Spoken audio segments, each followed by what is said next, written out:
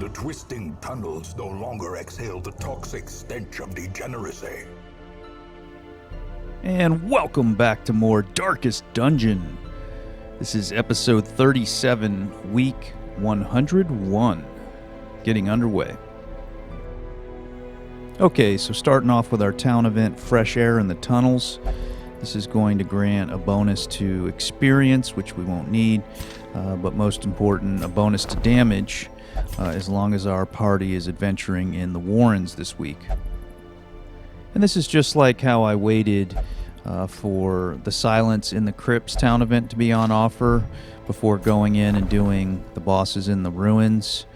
I just waited until this Fresh Air in the Tunnels town event was on offer. Then I did it knowing that the next week I would go back into the Warrens to fight a boss. Again, it's probably not entirely necessary because we're so strong at this point, but extra damage always helps. Alright, and moving on to the districts, you're going to see us purchase the bank upgrade here.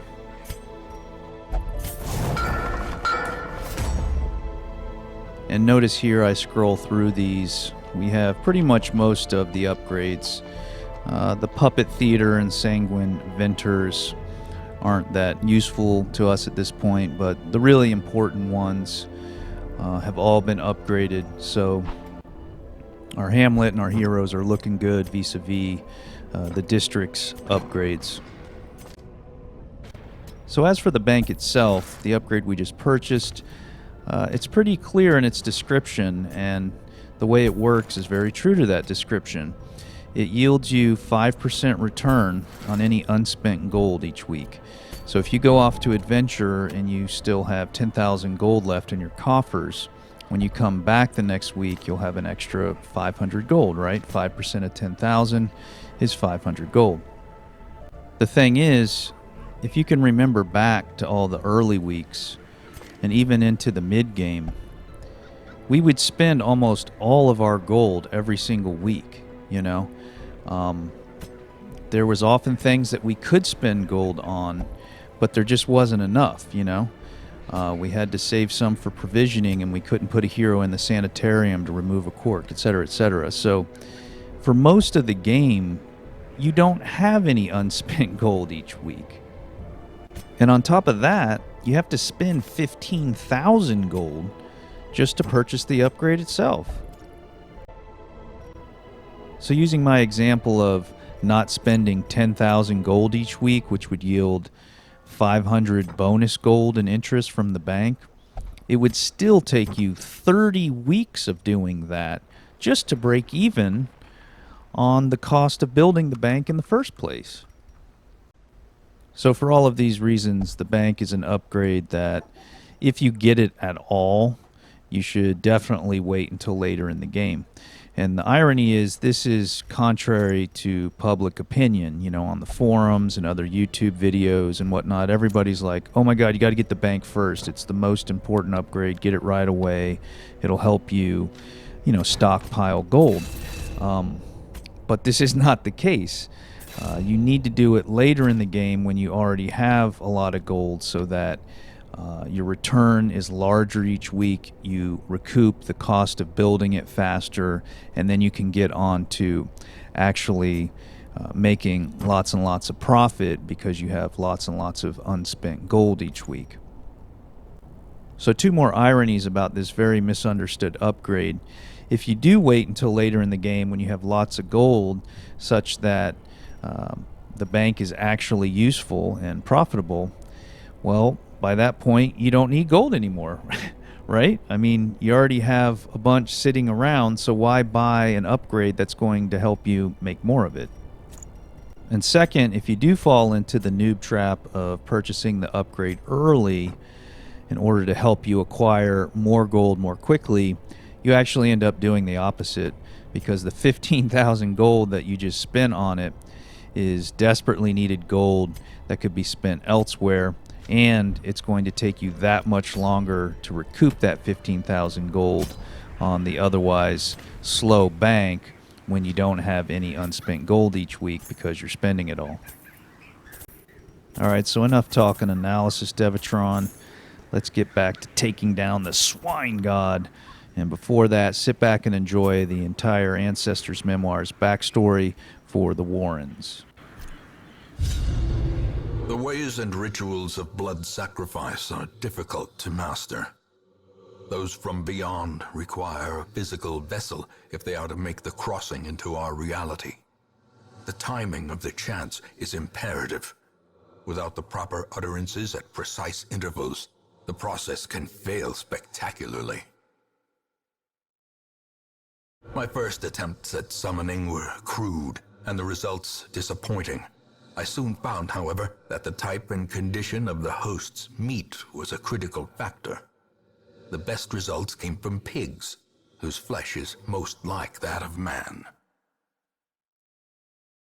The great thing I had managed to bring through was brutish and stupid. Moreover, it required prodigious amounts of meat to sustain itself. But this was only a trifling concern. After all, I had a village full of it. A nameless abomination. A testament to my failures. It must be destroyed. All right, so another gruesome backstory. And similar to all the undead in the ruins, it appears that all of these evil swine inhabitants of the Warrens are the result of our ancestors meddling in the dark arts. All right, so a nice scouting check and a really easy map. Only one room the boss can be in, and it's only 4 rooms away, so this should be a quick run.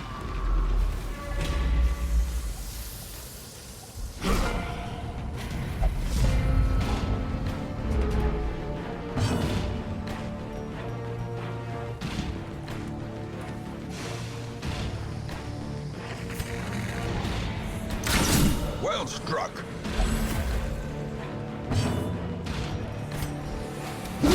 Obliterated.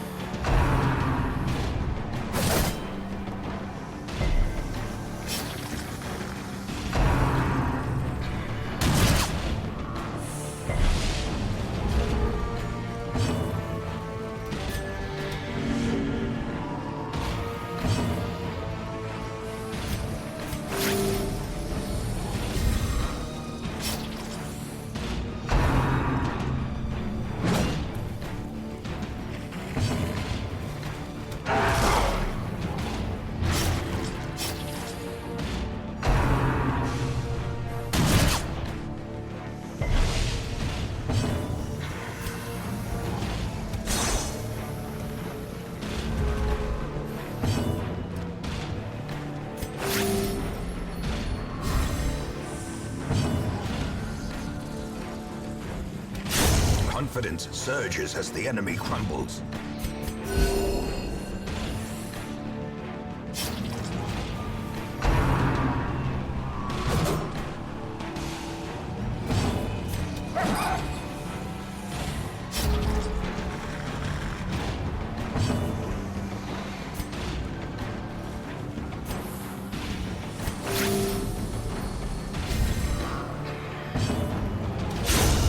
Annihilated.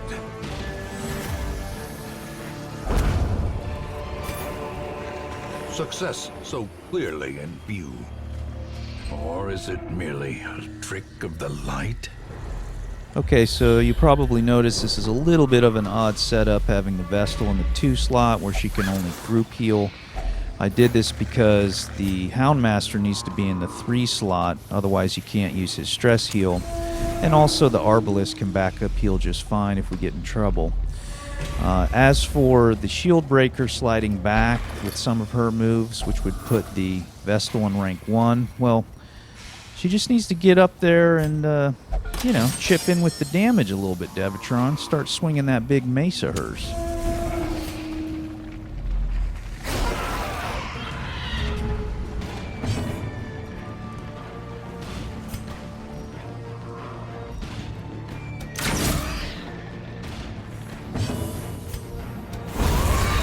fiend falls, a faint hope blossoms.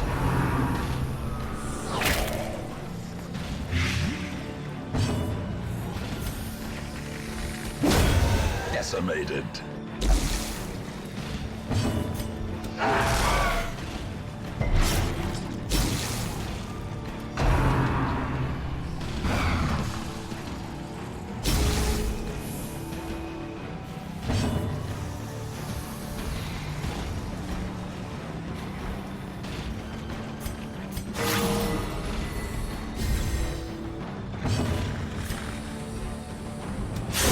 Eradicated.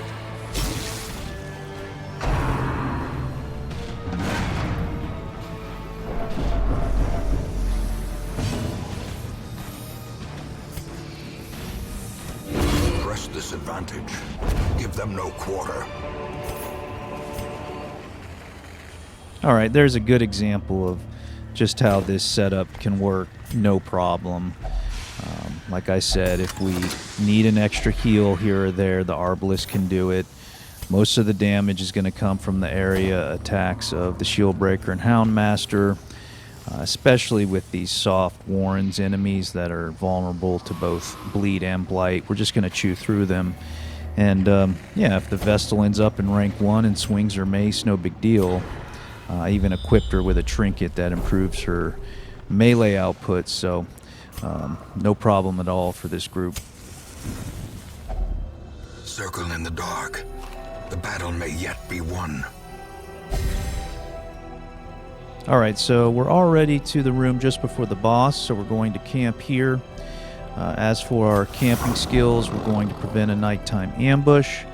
We're going to use the Shieldbreaker's Sandstorm buff on the Arbalest that'll prevent her from being marked. Then we're going to buff the Shieldbreaker with increased maximum hit points, increased protection, increased dodge, and also increased accuracy. So by way of reminder, I don't know if you recall this encounter, but you're going to have the big Swine God in ranks 1, 2, and 3, and then in rank 4 there's going to be that little piggy named Wilbur. And if you recall, Wilbur will periodically mark various party members throughout the encounter, and if the Swine God connects with certain attacks on marked party members, he can do massive damage. So the way to avoid that is we use the Arbalest's skill that can remove marks from the rest of the party, but remember, it doesn't remove any marks from her, so that's why we used the Shieldbreaker Sandstorm on her, so that she can never get marked in the first place.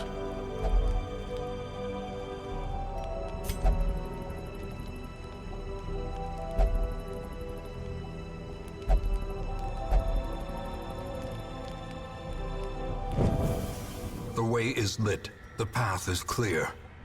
We require only the strength to follow it. So you'll notice here I unequipped the Houndmaster's trinkets. That's because he has the natural quirk, which gives you a bonus to maximum health, speed, and healing received, but only if you have no trinkets equipped. The reason I had trinkets equipped initially is because they gave a big bonus to scouting chance, and we needed that to help us get to the boss, but we're not going to need it for the boss. Such blockages are unsurprising. These tunnels predate even the earliest settlers.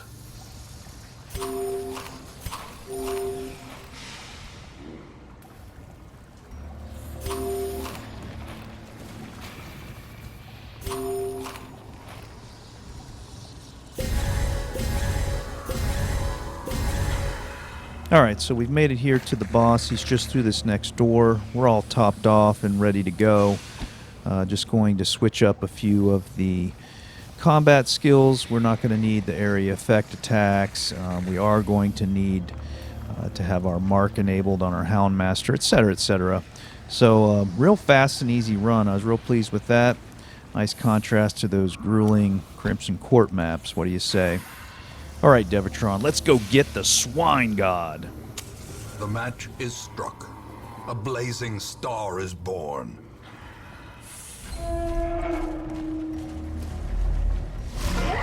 It is a travesty. A blundering mountain. of hatred and rage.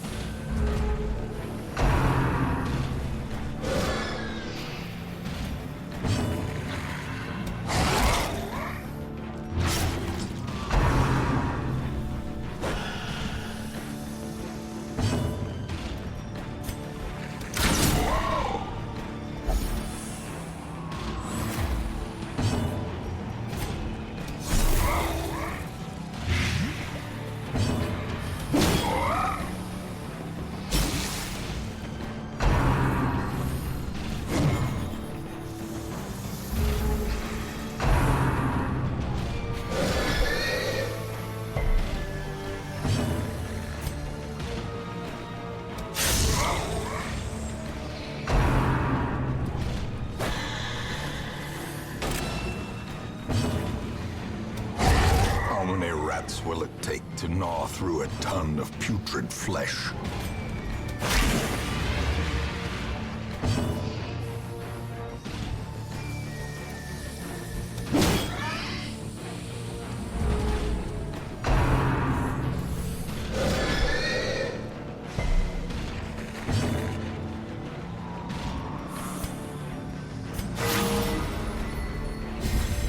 Inspiration and improvement.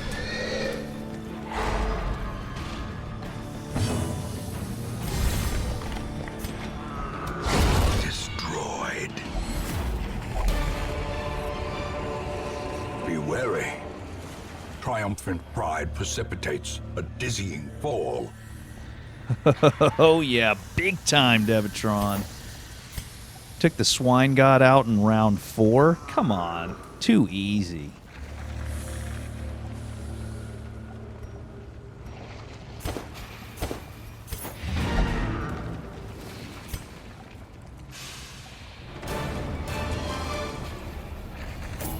Alright, let's tally it up. Not too much gold or heirlooms, but I mean, we were only here for like 5 minutes. Decent quest rewards. The occultist trinket isn't that great, but the trophy is actually really nice. We're going to use that in quests coming up. On to the quirks. Okay, so natural replacing armor tinker. Natural's not that great, but armor tinker is useless, so it's fine.